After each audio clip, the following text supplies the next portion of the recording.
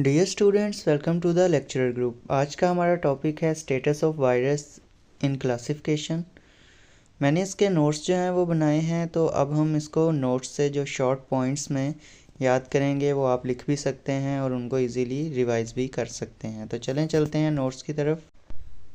ये तो status of virus in classification system, इसको डिस्कस करने से पहले हम वायरस को समझते हैं कि वायरस बेसिकली है क्या। डेफिनेशन है कि ultra microscopic particle at the border line of living and non living, यानी ऐसे अल्ट्रा माइक्रोस्कोपिक पार्टिकल हैं, यानी बहुत ही छोटा साइज़ है इनका, जो कि अभी डिसाइड नहीं किया जा सका कि लिविंग हैं कि नॉन लिविंग हैं। उनके अगर स्ट्रक्चर की बात करें तो बने होते हैं न्यूक्लिक एसिड यानी डीएनए या आरएनए के। न्यूक्लिक एसिड उनमें मौजूद होता है, या तो डीएनए भी हो सकता है, वो न्यूक्लिक एसिड की टाइप जो है वो डीएनए भी हो सकती है और आरएनए भी। और इसके इर्द गिर्द जो है वो एक प्रोटीन का कोट बना होता है, जैसा कि आप यहाँ पे तस्वीर में भी देख सकते हैं कि ये सेंटर में इसके डीएनए है और साइड पे एक प्रोटीन कोट है। जो बड़ा हिस्सा है वो प्रोटीन कोट का है। इसी तरह आगे अगर हम बात करें तो ए सेलुलर है, यानी कि कोई प्रॉपर एक सेल का स्ट्रक्चर नहीं है और ना ही इसके अंदर कोई साइटोप्लाज्म वगैरह जो है, ना ही उसके अंदर कोई ऑर्गेनेल्स हैं, बल्कि ये सिंपल क्या है, डीएनए या आरएनए और उसके इर्द गिर्द एक प्रोटीन कोड। नेक्स्ट अगर हम मेटाबॉलिज्म की बात करें तो can not perform metabolism independently. कोई जो मेटाबॉलिक एक्टिविटीज़ हैं वो नहीं कर सकते इंडिपेंडेंटली अगर वो अलग से हैं, ठीक है। होस्ट ऑर्गेनिज्म पे डिपेंड करते हैं for protein synthesis and reproduction. जैसा कि हमने पढ़ा कि मेटाबॉलिक एक्टिविटीज़ ये खुद से नहीं कर सकते, इंडिपेंडेंट होके नहीं कर सकते, बल्कि इन्हें कोई ना कोई होस्ट चाहिए होता है जिसके अंदर जाके उसके सेल की मशीनरी को यूज़ करें, राइबोसोम वगैरह को, ताकि अपने प्रोटीन सिंथेसाइज कर सकें और रिप्रोड्यूस कर सकें, अपने जैसे मज़ीद स्ट्रक्चर जो हैं वो बना सकें।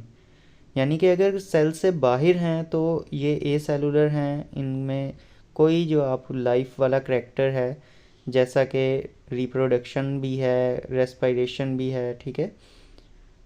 इस तरह के कोई भी जो लिविंग ऑर्गेनिजम्स का करैक्टर है वो आप इनमें नहीं देखेंगे। लेकिन जैसे ही ये किसी लिविंग ऑर्गेनिज्म के अंदर या होस्ट के अंदर चले जाते हैं तो ये लिविंग ऑर्गेनिज्म वाले करैक्टर शो करना शुरू कर देते हैं, प्रोटीन सिंथेसिस और रिप्रोडक्शन शुरू कर देते हैं, वहाँ की जो मशीनरी है उस पर कब्ज़ा करके।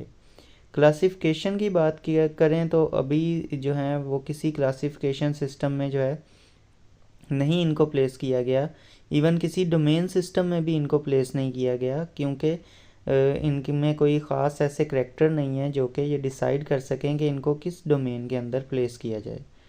तो क्लासिफिकेशन का स्टेटस इसलिए इनका ये है कि इनको अभी किसी भी डोमेन में जो है वो इंक्लूड नहीं किया गया।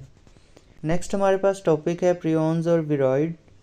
अगर हम इनको भी साथ देख लें कि क्या है ये प्रियॉन्स जो हैं वो बेसिकली सिर्फ प्रोटीन के बने होते हैं। ऐसे जो हैं ये पार्टिकल हैं जो सिर्फ किस पे कंसिस्ट होते हैं, प्रोटीन के ऊपर, और इनको इन्फेक्शियस प्रोटीन भी बोला जाता है कि ये ऐसे प्रोटीन हैं जो कि इन्फेक्शियस होते हैं।